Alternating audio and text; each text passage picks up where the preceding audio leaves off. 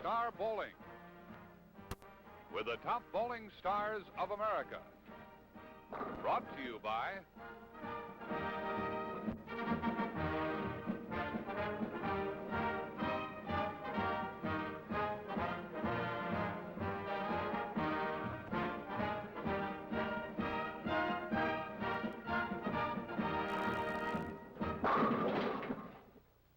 Hi there, everyone, and welcome to Top Star Bowling from the Hoffman Lanes here at Hoffman Estates, just outside of Chicago, Illinois.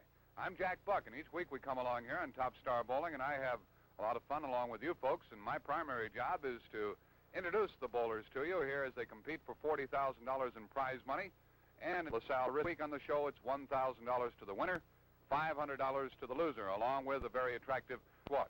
A bit later on in the series, we're going to have some very fine lady bowlers here for your enjoyment. But today, and first of all, we want to bring on the defending champion. This is a king of the hill sort of affair. 3 games and total pins counts. And we have a gentleman who bowled 636 last week to vanquish Mr. Don Ellis from Houston, Texas. We're talking about a fellow who's from Akron and St. Louis, Dick Hoover. Dick Hoover, folks. Dick, good to see you. Nice seeing you again, Jack. You really bombed these lanes last week. Well, I got a little lucky a couple times, and I think that was the difference in the match. This series is like a baseball doubleheader. Doesn't do you any good to split. You have to win 2 to make it really worthwhile. Well, I'm all for that, Jack. I mean, there's only one problem. I think I have one guy in my way. Shall I bring him up here now? Yeah, let's get him out here. He's from St. Louis originally, then down to Atlanta, and where, by the way, he became perhaps the #1 bowler in the South and did an awful lot for the game down there. He now locates in Kansas City, Missouri, Mr. Bill Pace. Bill, how you doing? Jack. Did you get rid of that southern accent after moving back to Kansas City? Oh, no, Jack. You keep it every once in a while. You didn't get rid of that big hook that you throw? No. I just hope it goes down here all right, and we'll be all right. Okay. You and Dick have bowled against each other quite often in the past, at least team-wise, and been in the same tournaments and all? Mm-hmm. Last time I bowled Dick was in St. Louis on a TV show. Uh-huh. How'd you make out? Well, he beat me. You going to change it around? I hope. The $1,000 would do you a lot of good. All right. Good luck to you, Bill Pace. Thank you, Jack. And to you, Dick Hoover. Thank you. There you are, ladies and gentlemen, the opponents. And I guarantee you some real good action forthcoming here on Top Star Bowling.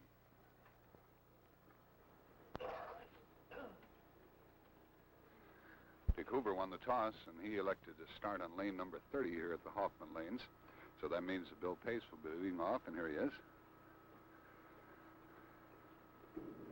Gets that ball out there, and a 10-pin to start things. And that's no way to start. Bill is a member of the Brunswick Advisory Staff of Champions. He's competed with the best in the best of tournaments. And that thing I mentioned about him down the Southland, he darn near turned the bowling picture there topsy-turvy. He made a terrific impact. Very personable fellow. I'm sure you'll learn as we go along. 10 pins, no problem for him ordinarily. This tournament, by the way, in this series, Top Star Bowling, is sanctioned by ABC, the American Bowling Congress. Lanes have been certified by ABC. And it's all right to throw as hard as Dick Hoover throws. There it goes, and there it is. A lot of people expect Dick Hoover to stick around for a while because of the ball that he throws, the terrific amount of speed. These particular lanes will accommodate that speed, and as he showed by whipping Don Ellis last week. Alongside me here is Jerome Whitey Harris, also a member of the Brunswick Advisory Staff. He's our statistician. You'll be hearing his comments, which will add to the show as we go along. Dick Hoover looking for a double. Yes, sir. He's going to be tough. There's no doubt about it. A lot of people, as I say, think he's going to be around for a while, but his opponents have a good deal to say about that. And Dick is by no means in a class by himself. I don't believe that any one of these bowlers is. Here's Bill Pace working on that spare, which he got in the first frame. Cracks that ball out there and gets his first strike. Bill does a lot of work up there on the approach. Does a little rooting in the way of body English. He gets his first strike. He knows he's going to have to bowl quite well to beat Dick Hoover. Involved in the series overall is $40,000. It pays to bowl, and it's fun to bowl. Looking for a double. Bill Pace, and he's there. With his double, Whitey Harris, it seems the two of them have pretty much the same line. Am I correct? Yes, I think, especially on the last two pitches, the way Bill Pace has adjusted himself. He's right on the same line as Dick Hoover.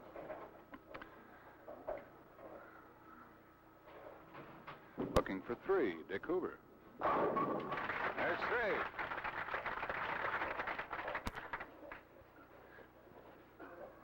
Can't start any better than that. Three in a row. Bill Pace started with a spare and then a double. Dick Hoover be coming up here in the fourth frame.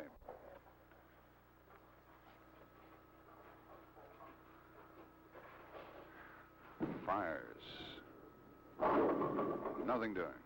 The 2-5 and someone seated directly behind lane number 29 knew as soon as Dick Hoover put that ball down that he wasn't going to be there. I could tell from the little utterance that came from the fan. So that stops his string at 3. And he's looking for his first spare. Bill Pace will therefore have a chance to match his 3-bagger.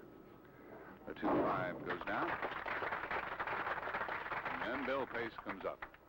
You have to admire this Bill Pace for a good many reasons. One is the fact that he walks with a limp, the result of osteomyelitis when he was a youngster, less than 2 years old.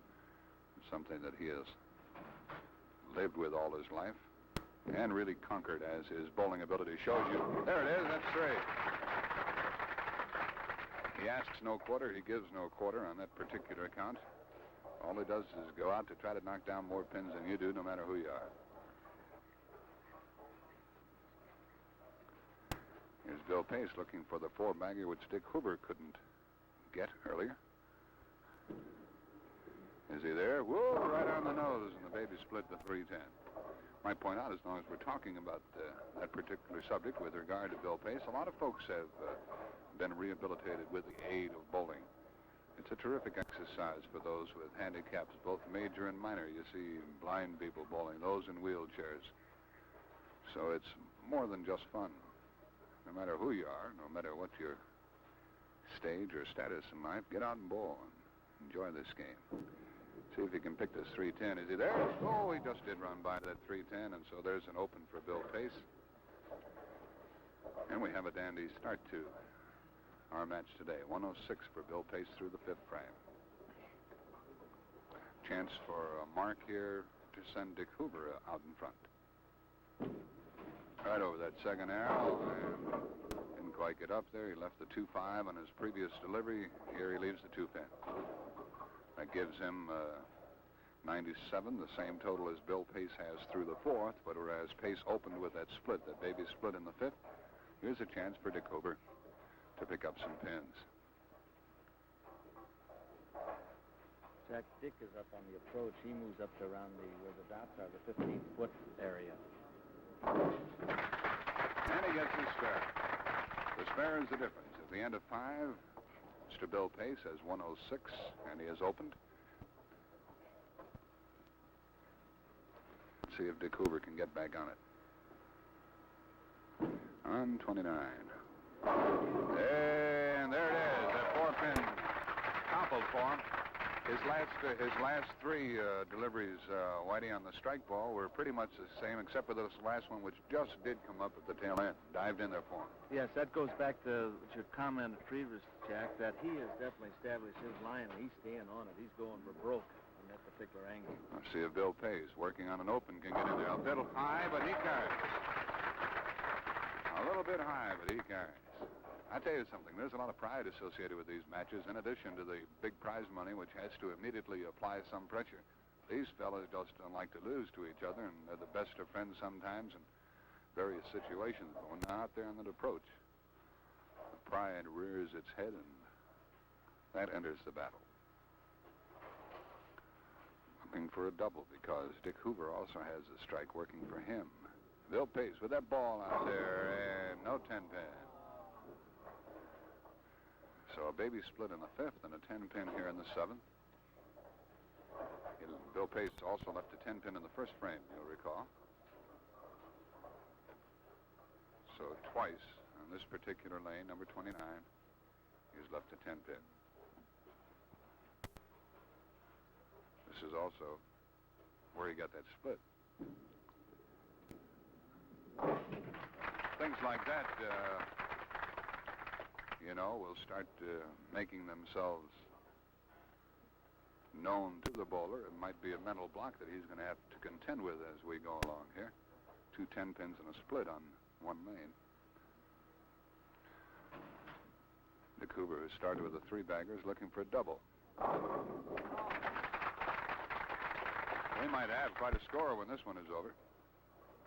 Dick Hoover, as we mentioned when he was here last week, is the only man to ever win the Masters tournament twice in a row, 56 and 57. In the 8th frame, Dick is looking for his 3rd 3-bagger of the game. No 10-pin. We glance back, see what stopped him before. Previously, he had left a 2-5 and then a 2. Spared both times. Now he'll be shooting a 10-pin for the first time. Dick is in the 8th frame.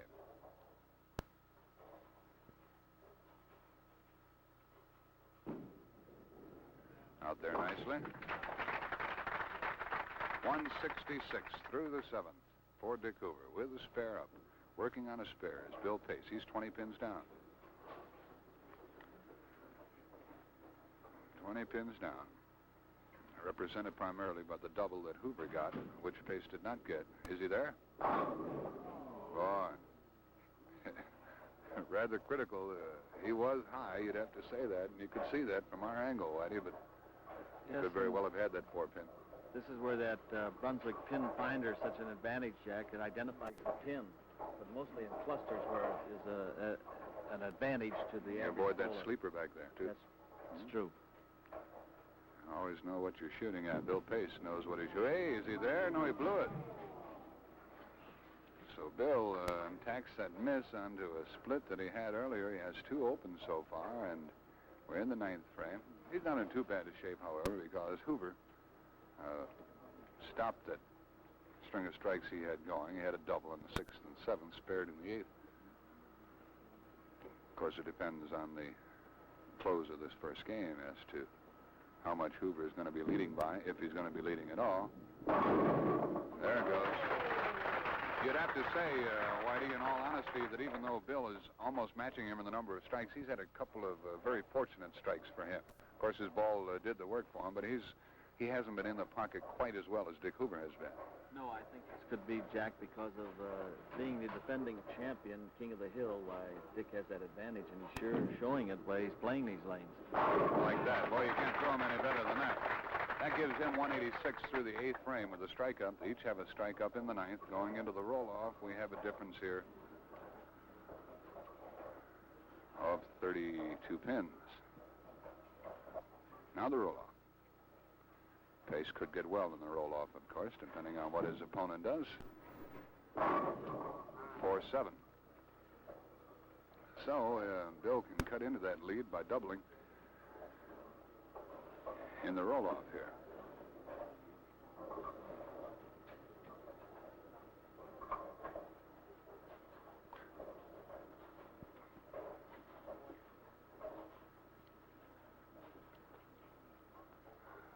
.226 possibility for Dick Hoover, if he can spare and then strike here in the 10th frame, which of course is known as the roll-off, and it'll be a pretty good start for Dick here in the first game.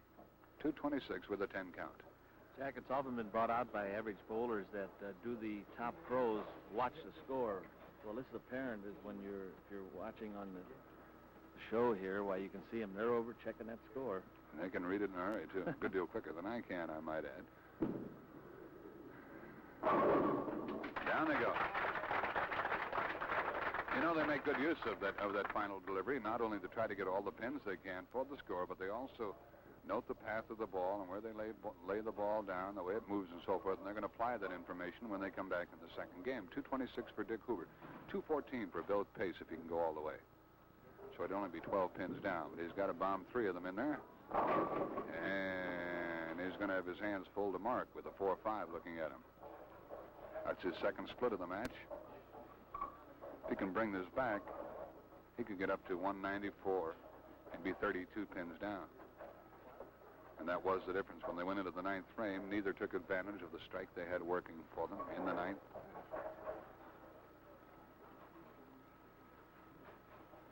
Four, 5 is very, very tough. He got it.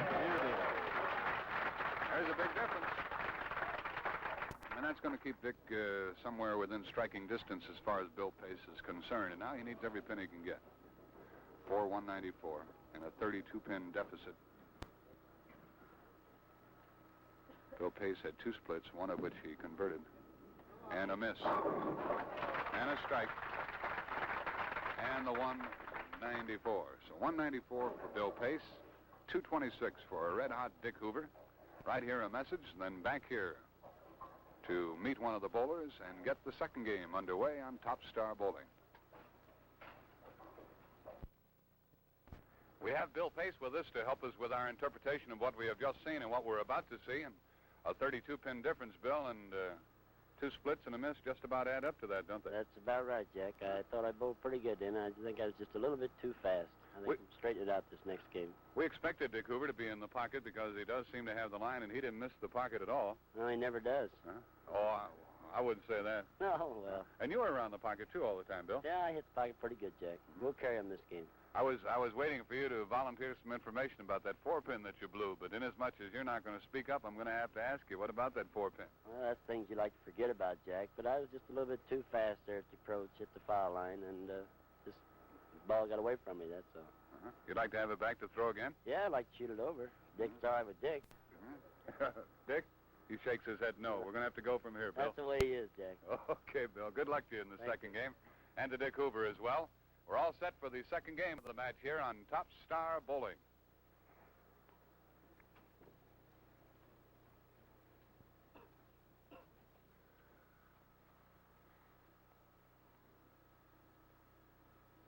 Dick Hoover on 29 to get us started here in the second game.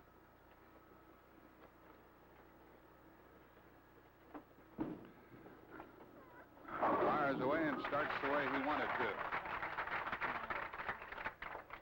So the strike for Dick Hoover gives Bill Pace something to think about.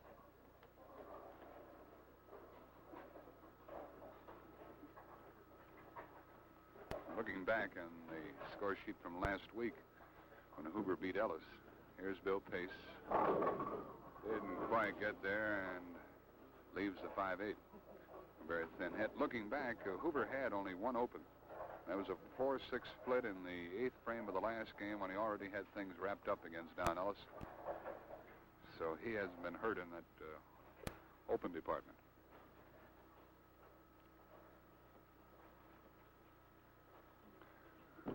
Pace looking for the mark.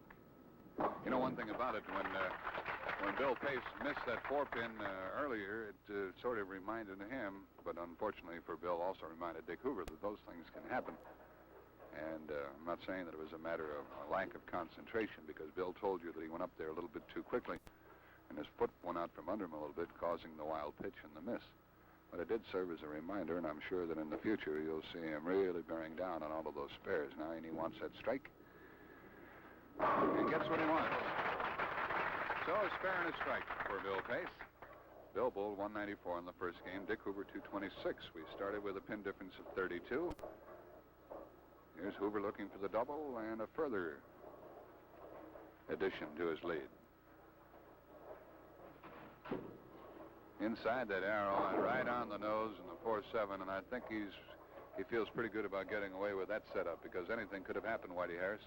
Right into the bugle, Jack. When that hits there, anything can, because he could have had the double pinochle. And as a result, why, with his speed and everything else, he just pushed those pins off. So his speed hurts him in some respects and aids him in others. Shooting the 4-7. Covering it nicely. So is a spare and a strike for Pace, and a strike and a spare for Hoover. With regard to some of the names, Bill Tucker, Don Carter, Carl Richards, Steve Nagy, Dick Agee, Glenn Blakesley.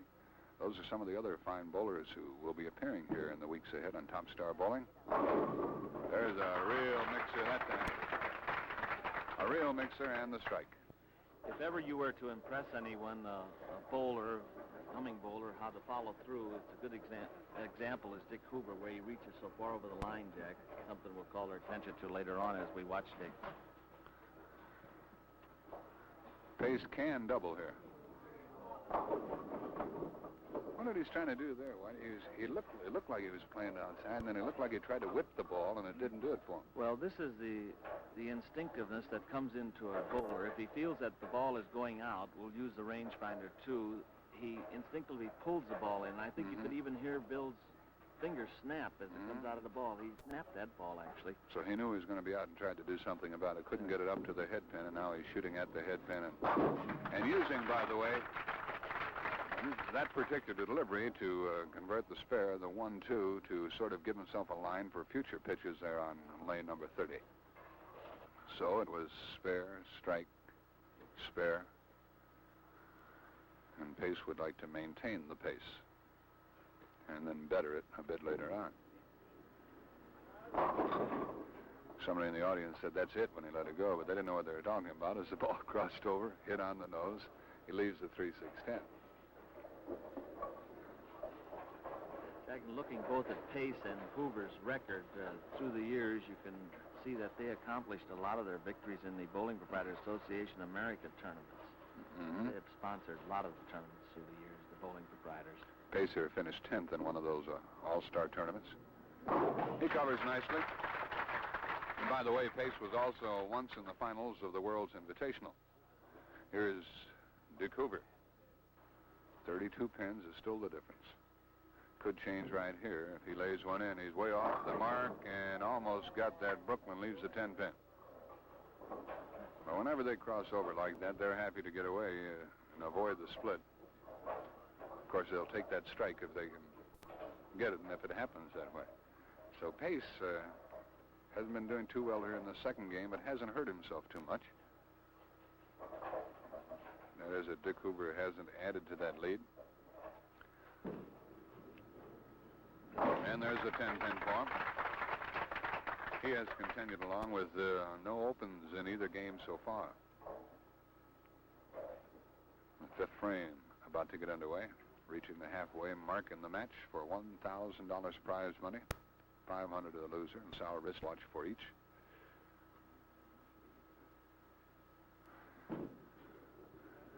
Boy, he makes it look so darn easy when he does it, but you wonder why he doesn't do it all the time. Of course, if he did, then it wouldn't be any fun. But when he is out there and delivers the ball the way he wants to, he makes it look fantastically easy. Here's Bill Pace, who's been struggling a bit. He's inside the second arrow. He had to be high, but he got it. He came back with the hands clasped. So as we look at the scoreboard at the halfway point, Bill Pace 77 through the fourth with a strike up. Dick Hoover 80 through the fourth, also with a strike up. He's picked up 3 pins, and Dick Hoover leads by 35.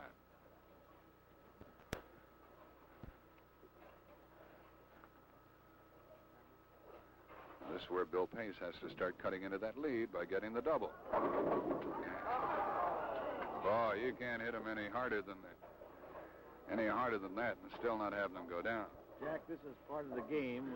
He drew one on the other lane, and so now he gets the bad break where he left that 7-pin on a tremendous mixing hit. I noticed, too, that the wobbling of the pin didn't bother the Brunswick machine. Spotted her right back down again. And, you know, it's nice to avoid the aggravation of having to wait. He gets the 7-pin, gets his spare, but sure feels quite badly about missing that chance for the double, Whitey, because he has to start getting some strikes here soon, particularly if Mr. Hoover doubles. And he does. So there's the double for Hoover, adding to his lead, which was 35 pins. Let's consider it 45 at the moment. Dependent, of course, on what he does with his forthcoming delivery. Would you say he kindles that wood when it hits the back of the pit? Boy, he tears it up. I tell you, he really fires that ball. Really bombs it in there. Looking for 3. Was rooting for a Brooklyn after he let it go, the 6-10. So he's had 4 strikes here in the match so far. And they'll be looking for the spare. Looking to continue his openless performance after having bowled 226 in the first game. He's coming back with somewhat of a comparable game here. He's ahead by 43 pins. Gets his... I talked about it last week that 610 has bothered him in the past. Bill Pace has 97 through the 5th with a spare up. Dick Hoover has 128 through the 6th with a spare up. Bill Pace is up, and he's down by some 43 pins here in the 7th frame of the second game. On 30. There he is. Gets that strike. He's really working up there on the approach, looking for that strike, gets a strike, and now, in order to make the most of it, he has to catch another one right here in the 8th. Bill's one of those pros, Jack, that really moves across that approach whenever he does hit the strike zone. It looks like they get the feeling and they really move.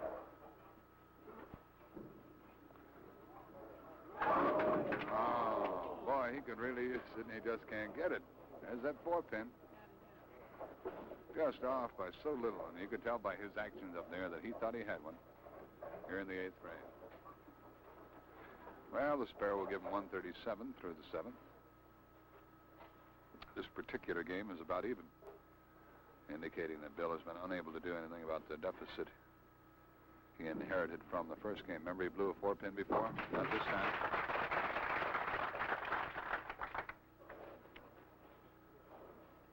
.137 through the 7th with a spare up. A 9 count would make this particular game exactly even. Thank you.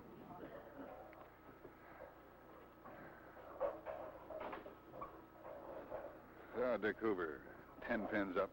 My arithmetic has been demolished by the passing years.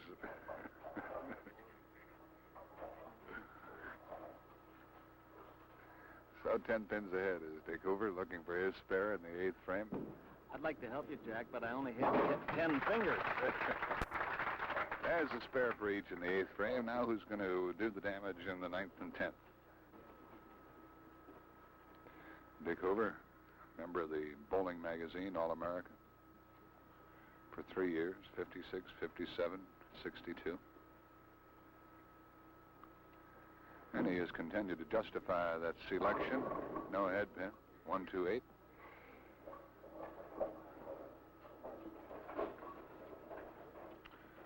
So that leaves the way for Bill Pace to do himself some good. Pace has had 3 strikes. Dick Hoover has had 4. Dick Hoover has had the only double in this game. And he has a 42-pin lead. That 8-pin back there, but Dick's ball drove through and got it. That's the 9th frame for Hoover, a spare, 164 through the 8th with a spare. Bill Pace, if he were to go all the way, could have 217. Dick Hoover would have 214. Really turned that one over. Same thing we saw before. 2-4-5-7. We saw him do the same thing in that particular lane before, Whitey. Start to throw the ball out the window and try to bring it back by turning that ball over. As a result, Jack, why this hit, when you're coming over the top of the ball will skid rather than have a tendency to hook more. You can look at this setup and you know precisely where the ball went.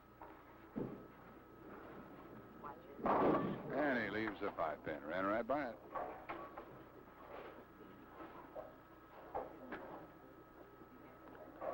And Bill's not very happy about the way things are going right now, so he opens in the 9th. Here he is in the 10th frame, the roll-off, with a 192 potential. So it looks like Dick Hoover's going to pick up further points here. There's one of them.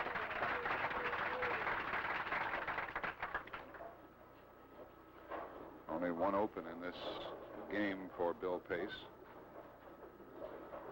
2 opens in the first game. Down by 42 pins, and Dick Hoover I'm sure is inclined to add to that difference.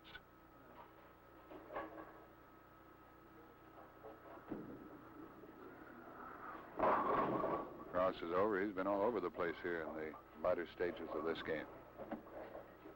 There's one thing about it, Whitey. When you've got a fellow like Hoover looking down your throat with a lead over you, hitting that pocket the way he has been, and you're having difficulty finding the range up there and adjusting, why, the pressure gets pretty tough when you consider the money involved. I think that was due, Jack. Bill has got enough strikes, but he just can't seem to put them together.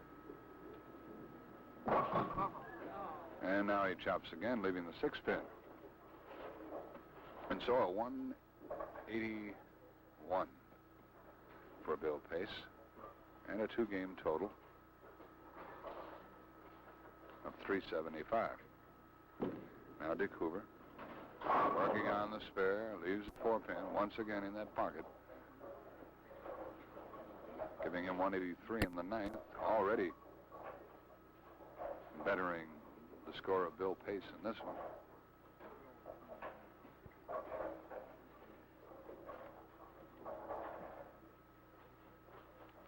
Bill Pace is going to have quite a chore on his hands when we start the 3rd game. There's the spare for Hoover.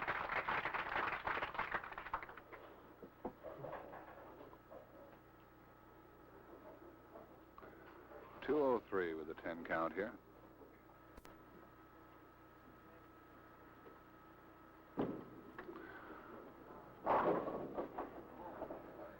Didn't help himself any of that time as he gets a 5 count on his final delivery here in the 2nd game. And so it's Bill Pace, 181. Dick Hoover, 198. 375 for Bill Pace. 424 for Dick Hoover. I'd hear a message. Then we'll come back, meet one of the bowlers, and get set for the 3rd and final game on Top Star Bowling. Dick Hoover here has a 49-pin advantage as we get set for the 3rd and final game. What happened on that last throw, Dick, with that 5 count? Well, it slid off a little bit. I got a little bit ahead of the ball and didn't finish quite as like I wanted it to. Mm-hmm. I've never heard any of the pro bowlers say there's a good spot for that one. No, that's a pretty bad count, actually. Half a mark you lose there, and it could mean a difference one way or the other in a lot of cases. Your game went down a little bit. You were still in the pocket, but not carrying as you had in the first. Right. That makes a lot of difference in the game. Now, Bill, he's been around the pocket pretty good. He leaves a 4 and a 10, and that makes a lot of difference. Instead of getting a 3 or 4 bagger, well, you got a couple of spares and a strike. When you leave that 4 and 10, do you attempt to do anything about it? You just stay with your own game? Well, there's not too much you can do about it, Jack. You're in the pocket, and you're very close, and then sometimes you try to change while you really get your game all messed up. You don't think this one is over, do you? No, not by a long way.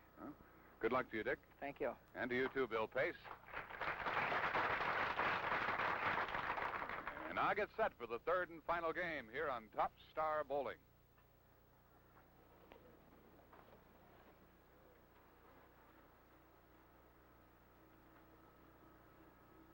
This first ball can be so very important to Bill Pace. Could give him quite a lift if he lays one in there and carries that strike. Give him that good starting point here in this 3rd game. Goes high, leaves a 6-10.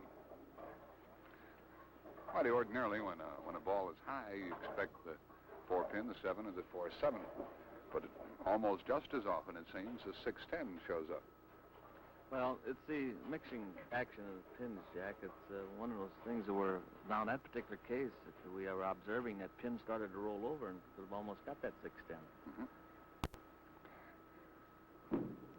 Had a couple misses in the first game, but rather in the 2nd game, when he dropped down to 181, he gets started with a spare. Now Dick Hoover, who has a 49-pin advantage, can gain a tremendous psychological advantage, to use the word again, by starting with a strike.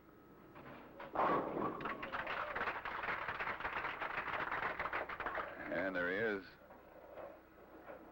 He seems to have very little bothering him here. Well, when you interviewed him, what happened on that last pitch of that 5 pins, he proved to you that he could clear the deck with 1 ball that time.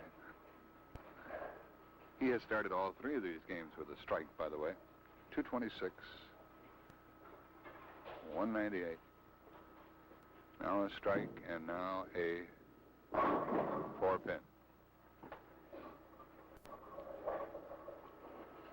Mr. Pace could hardly have afford it a double looking at him right here.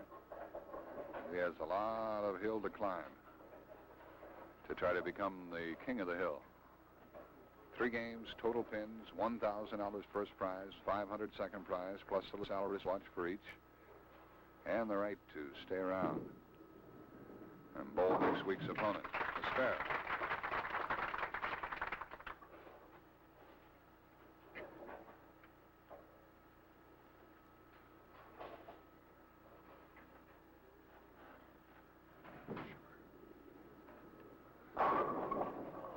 Isn't that the way it goes?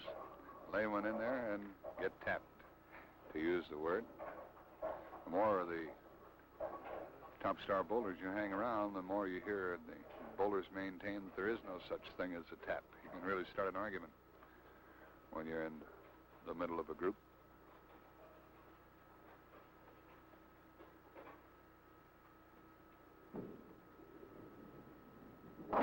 So 2 spares for Bill Pace.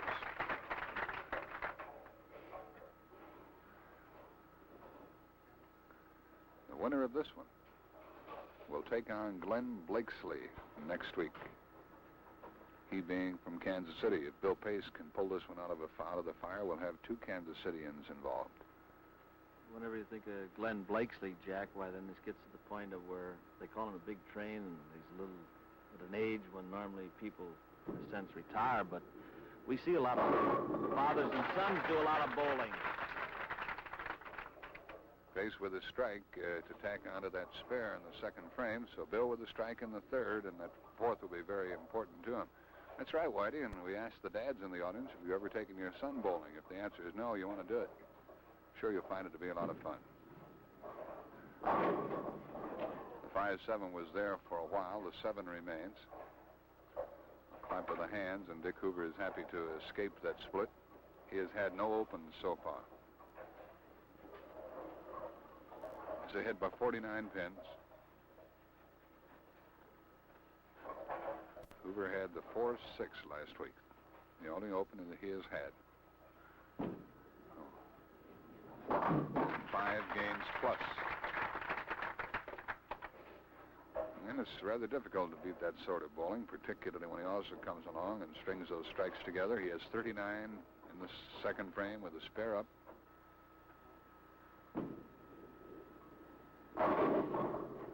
Seven pin. So a couple of 7 pins in a row. A 4-pin in the second frame, you'll recall. Then 2 7s. And once again, we don't want to wear you out with this phrase, but he's been in that pocket with every delivery. He's been there. Jack, it's the same old story. If you're not there, you're not going to carry the strikes and get those doubles. So this is the pattern that Hoover has been using. Okay, now. I'm not trying to indicate that if Bill Pace doesn't do it here, he cannot do it later, because certainly he can, but if there was a ripe time, it's right now. A second arrow, and can't get there in the 1-2-10. 1-2-10. It's been a frustrating day for Bill Pace, having that 1 strike going for him. Unable to add to it. Unable to cut into the lead that Dick Hoover has. 49 pins right now. And a tough one to cover here. You got to hit it just right. So on open with the split as he leaves the 10 pin on the 1-2-10. You see how critical that was. He did what he was supposed to, crossing over, but hit it a little too thin as he crossed over. This is one of those traditions of bowling, Jack, with that 1-2-10, where actually, in a sense, it's not called a split because that head spin, but yet it's as difficult as in some of the other splits. And now a strike. Thanks for catching me on that, Whitey. When you look down there and see those wide open spaces, to a non-expert, I don't pretend to be one, it seems it can hardly be anything but a split. When that head pin doesn't go down, it is not the split. Let's see Dick Hoover work on this spare right here. A bit high. You could see it from our angle here, and undoubtedly from yours as he leaves the 4th pin. However, a chance to gain He further pins here. had a beautiful game started here with the pins that he's been leaving, every one of his hits so far. 4-7, 7-4. Yeah. Well, I don't know if it's going to be Bill Pace yet today, but whoever it is going to have to bowl some here at the Hoffman Lanes to take care of Mr. Hoover. Here in the third and final game now, Bill Pace has 67 through the fourth with a strike up, and Dick Hoover has 77 through the fourth with a spare up.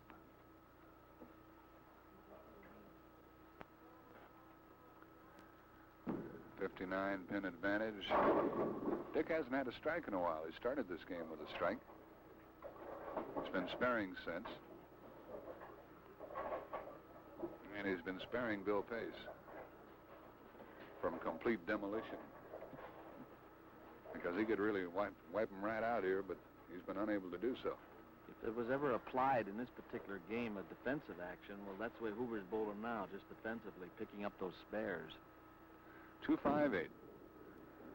Oh, he's been the epitome of consistency here. I don't know what that means, but that sounds pretty good. Okay, Bill Pace, if you're going to do it, you're in the sixth frame. If he gets started, he could go from here. There's a double. And he's got some folks rooting for him here. There's a double. That chops about 10 off of that lead, which was 59 pins. Now, another critical delivery here. Whitey? Well, and looking at the score sheet, why, this is a lane where he just had that problem over there. He got a strike. Now, if he can tag another one here. He'll hear you. Looking for a turkey. There it is. Hey, we might have some excitement on our hands yet. And you can bet that Dick Hoover is aware of it. You say that Dick has been waging a defensive battle here. Let's see if he responds to that challenge thrown up there by Bill Pace with that three-bagger. Working on a spare, bowling in the seventh frame. 2-4-5. Anything can happen, good people. Pace gets up there and he pops another one. Actually, in this game, Jack, this is the first time in the series where Bill Pace, if you want to call it commanding league, went 3 pins in the lead in the fifth frame, but working on those doubles. Bill can have a 247. And recall, he had a strike 2 in the third before missing in the fourth. But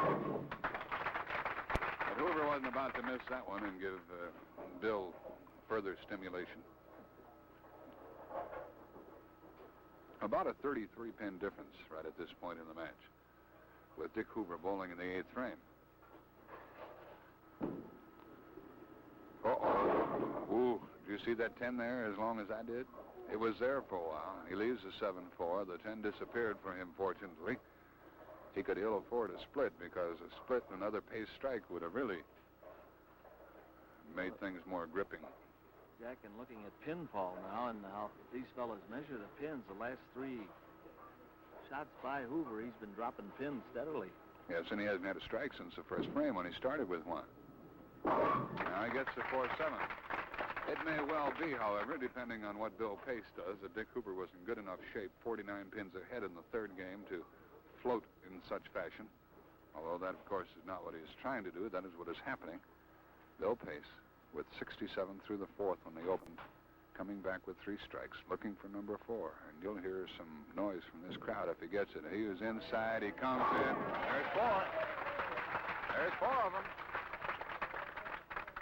And now he's in the 9th frame. I was watching Dick Hoover to see if he'd steal a glance at the score sheet, but I guess he has those numbers rather well in mind.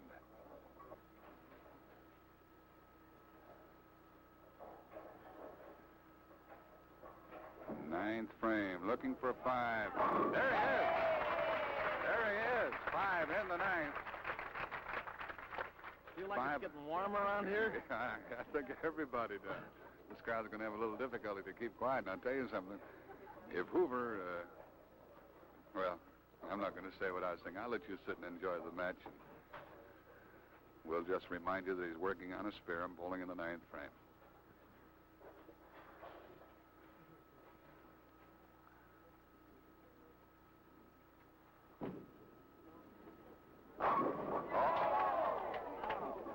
tell you, and this is not second guessing, this is the thing I was going to refer to if he opened or came up with a split. I didn't want to put the whammy on him. There's an 8-10. That really makes things tough.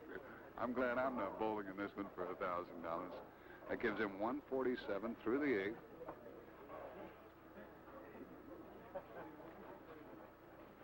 He's in the 9th frame. He'll bowl the 10th before Bill Pace bowls his 10th. He covers the 8-pin. Was hoping for a kick, but didn't get it. And that gives Dick Hoover 156 through the 9th. And he'll be bowling in the 10th with a 186 possibility. Bill Pace with 67 through the 4th can bowl 247 and could win this match. 10th frame, Dick Hoover with an open in the 9th with that split, his first open of the match. Leaves the 4-7. Has to spare and strike for 176. You hear that hold it, Jack? Sounds like the bleachers back home. Somebody rooting for Hoover and knew what that ball was doing. Well, Bill Pace will have this match right in his hand when he comes up there. No matter what Hoover does here, he can win it. Bill Pace. Okay.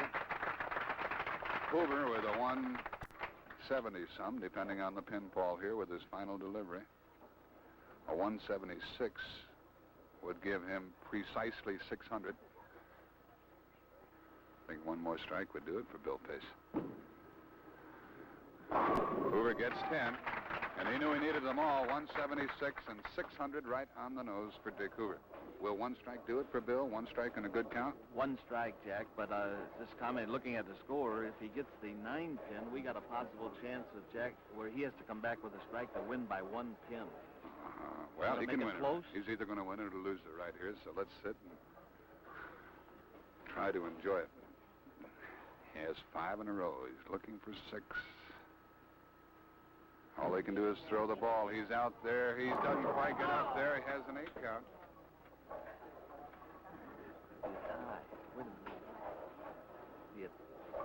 Jack, if he spares, we'd like to see him pick it, and then he has to get a strike to tie. A strike to tie. If he gets a strike, if he picks this one, the 2-5.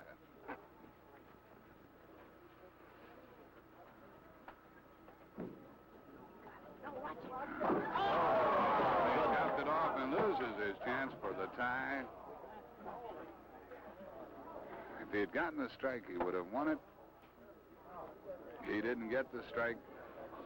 He ends with 213. He has 588, and he loses 600 to 588 and gave us some real action. Bill Pace, 213, 588. Dick Hoover, 176, 600. And we'll be back in just a moment to meet the bowlers and get their impressions. 600 for Dick Hoover, 588 for Bill Pace. I know that you folks enjoyed the match because I enjoyed it. Let's bring on Bill right here to receive his rewards. Bill, nice going. Here's a very attractive LaSalle wristwatch for you. Thank you, Jack. Along with a check for $500. And Bill, I knew that you had it in you. I knew there was going to be some excitement with you up here before the show was over. Well, I thought we were going to make a comeback there, Jack. I just got playing a little bit too safe on the last one. I knew I needed a 9 to spare and good count on the next ball, and we could tie anyway. And I just played a little bit too safe, that's all. Too safe is the way you'd summarize it, I would say, yes. And, of course, you lost to a very fine bowler, Bill. Well, lost to one of the best, Jack. All right. Very best to you. Nice to have had you with us. Thank you. You folks enjoy the show he gave you? And now the winner of the match, Dick Hoover. Dick, nice going. Thank you, Jack. Boy, you had to sweat that one out, huh? Yeah, I'm sure glad it's over. The LaSalle wristwatch for you, a check for $1,000. You felt rather helpless, didn't you, in that last frame with Bill standing up here? Well, there wasn't much you can do when you're already through and he needs a 9 or another strike to beat you. Just one of those things. It's like they say, there's a thrill a minute in this bowling game. And at the same time, it's hard to root against a fellow, isn't it? Yes, it is. He's a wonderful competitor. Right, and next week it's Glenn Blakesley for you, Dick Hoover. Old choo-choo, huh? Good to watch you. Nice to have been with you. Thank you, Jack. Congratulations. Our winner, Dick Hoover.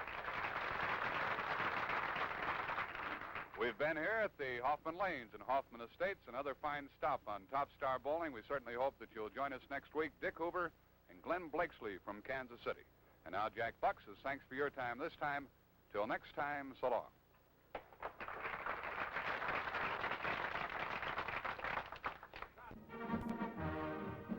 Top Star Bowling has been presented by